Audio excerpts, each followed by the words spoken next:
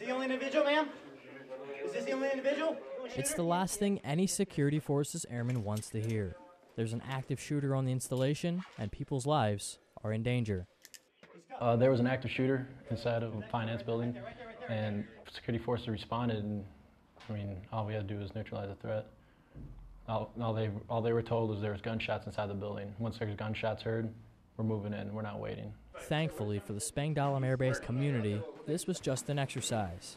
In fact, it's the first time these Security Forces airmen have received live exercise training for this scenario. It gives the Security Forces members a little idea on how it's actually going to be a lot quicker, and they need to start thinking about how they're going to enter and how they're going to move down hallways, and just using their tactics that we're teaching them now.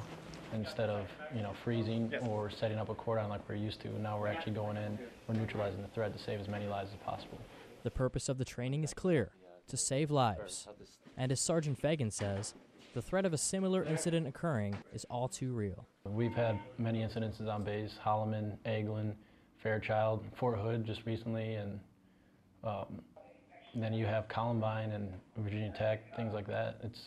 It's guaranteed it's going to happen again. It's just a threat that we live with today.